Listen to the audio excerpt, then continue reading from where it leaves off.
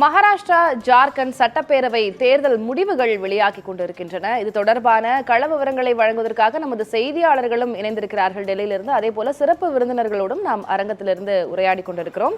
செய்தியாளர் ராஜீவ் டெல்லியில் இருக்கக்கூடிய பாஜக தலைமை அலுவலகத்திலிருந்து இணைந்திருக்கிறார். அவரிடம் பேசலாம். ராஜீவ், 1 மணி நேரம் ஆகியிருக்கிறது வாக்கு எண்ணிக்கை தொடங்கப்பட்டு. கிட்டத்தட்ட 2 மாநிலங்களிலுமே மகாராஷ்டிரால 100 இடங்கள்ல பாரதிய ஜனதா கூட்டணி முன்னிலை பெற்றிருக்கிறது. அதே போல ஜார்க்கண்டிலுமே கிட்டத்தட்ட 35 இடங்கள்ல பாரதிய ஜனதா கூட்டணி முன்னிலை பெற்றிருக்கிறது. இப்போ பாரதிய ஜனதா அலுவலகத்துல நீங்க இருக்கிறீங்க. அங்க என்ன களசூழல்? அலுவலர்கள், மூத்த தலைவர்கள் வந்து கொண்டிருக்கிறார்களா? என்ன விவரம்? திலகவதி, பாஜகவை பொறுத்தவரை மகாராஷ்டிராவில் வந்துட்டு தற்போது பாஜக முன்னிலையை வகித்து வரக்கூடிய நிலையில பாதிக்கு மேல அவங்க முன்னிலை வகித்து வருகிறார்கள். ஜார்க்கண்டை பொறுத்தவரை நீங்கள் கூறியது போல 2 கட்சிகளும் வந்துட்டு சரிசமமாக இணைந்து வருகிறது. யார் முதல்ல வெற்றி பெறுவார்கள் போன்ற எந்த ஒரு கணிப்பும் கணிக்க முடியாத அளவு தற்போது அந்த சூழ்நிலை இருக்கிறது.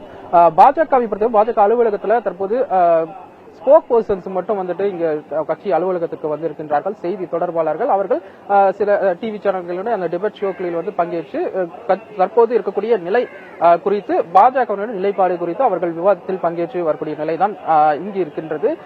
மற்றபடி பாஜகவுடைய தலைவர்கள், 2ஆம் கட்ட தலைவர்களோ அல்லது பாஜகவுடைய முக்கிய நிர்வாகிகளோ தலைவர்களோ இங்கு தற்போது வரை வரவில்லை. தொடர்ந்து பார்க்க வேண்டும். முதல் கட்ட அந்த நிலவரமானது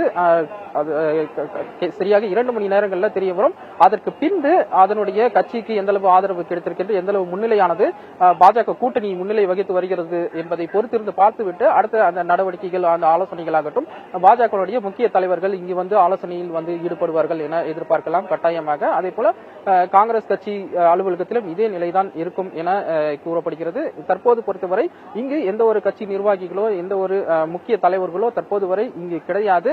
அதே போல இந்த தேர்தலை பொறுத்தவரை பல்வேறு முக்கிய வாக்குறுதிகள் இரு கட்சிகளும் இரு கூட்டணி கட்சிகளும் வழங்கி இருக்கின்றது. குறிப்பாக பெண்களுக்கான உதவித்தொகை, அதே போல வேலையில்லா திண்டாட்டம், இடஒதுக்கீடு போன்ற பல்வேறு விஷயங்களை வழக்கம் போல இந்த தேர்தலில் இரு கூட்டணி கட்சிகளும் வழங்கி இருப்பது. இதன் அடிப்படையிலே மக்கள் தங்களுடைய வாக்குகளை செலுத்தியிருந்தார்கள். அதனுடைய அந்த வாக்கு எண்ணிக்கை தற்போது காலை 8 மணிக்கு தொடங்கிய நிலையில கட்சி அலுவலகத்தில் இது போன்ற ஒரு சூழல் தான் இருக்கின்றது.